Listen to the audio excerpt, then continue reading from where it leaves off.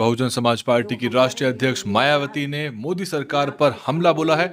उत्तर प्रदेश में जो आंधी तूफान से भारी जान माल का नुकसान हुआ है और साथ ही पेट्रोल डीजल की जो दाम बढ़ाए गए हैं, उसको लेकर बसपा की राष्ट्रीय अध्यक्ष मायावती ने मोदी सरकार के ऊपर हमला बोला है। कहा है कि उत्तर प्रदेश के कई हिस्सों में जो आंधी तूफान से भारी जानमाल का नुकसान हुआ है, उसकी भरपाई करने की जरूरत है। साथ ही बहन मायावती ने प्रभावित लोगों और परिवारों की मदद की मांग की है। उन्होंने कहा कि राज्य सरकार को पूरी उदारता के साथ राहत और सहायता देनी चाहिए। प्रभावित परिवारों को दोबारा सामान्य जीवन शुरू करने में उन्होंने सहयोग देने की भी अपील की है।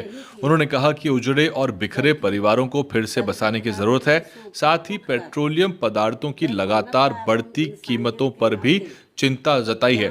आपको मालूम होगा कि आज ही 3-3 रुपए पेट्रोल और डीजल के दामों में बढ़ोतरी हुई है, जिससे कि आने वाले समय में महंगाई बहुत तेजी से बढ़ने के आसार है। उन्होंने कहा कि बढ़ोतरी से करोड़ों गरीब और मेहनतकश परिवार प्रभावित होंगे। साथ ही साथ खेती किसानी पर भी महंगाई का सीधा असर पड़ने वाला है। ऐसे में मिडिल क्लास परिवारों की जो बढ़ती महंगाई का जो बोझ है, उसको लेकर चिंता जताई है। साथ ही कहा है कि महंगाई का जो असर है वो परिवार के पालन पोषण के ऊपर भी पड़ने वाला है।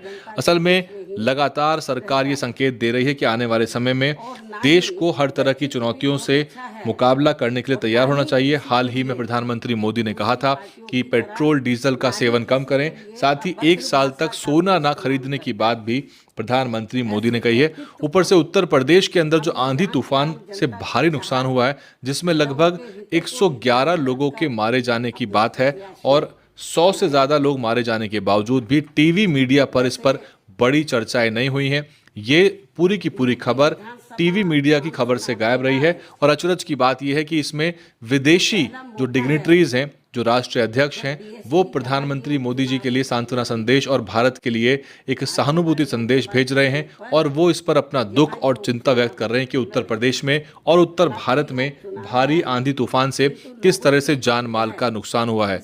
तो ये बीएसपी सुप्रीमो लगातार पिछले 2-3 दिनों से कई मुद्दों पर अपनी बात रख रही हैं और ये जो महंगाई का मुद्दा है, ये आने वाले समय में एक राष्ट्रीय चिंता का प्रश्न बनने वाला है, क्योंकि पहले ही जो कमर्शियल सिलेंडर है उसका दाम कई राज्यों में 3,000 के पार हो गया है और कमर्शियल सिलेंडर रेहड़ी पटरी और छोटे उद्योग धंधों में और छोटे रेस्टोरेंट्स और खाने की चाट पकौड़ी की दुकानों में काम आता है। और जो प्रवासी मजदूर है वो अपने सुबह का रात का खाना जो है वो इन्हीं रेहड़ी पटरियों में खाकर फैक्ट्री में मजदूरी करता है। तो इसका व्यापक असर पड़ने वाला है और इससे प्रवासी मजदूरों का पलायन भी शुरू हो सकता है। तो ये बड़ी चिंता बीएसपी प्रमुख बहन मायावती ने जताई है। साथ ही सरकार को इन मुद्दों के ऊपर चिंतन करना होगा, क्योंकि आने वाले समय में जिस तरह की चिंता सरकार जता रही है और यदि डॉलर और मजबूत होता है रुपए के मुकाबले, तो इससे जो आयातक हैं, जो देश के जितने भी जो आयात करते हैं, जो इंपोर्टर्स हैं, उनको भारी नुकसान होगा, क्योंकि उनको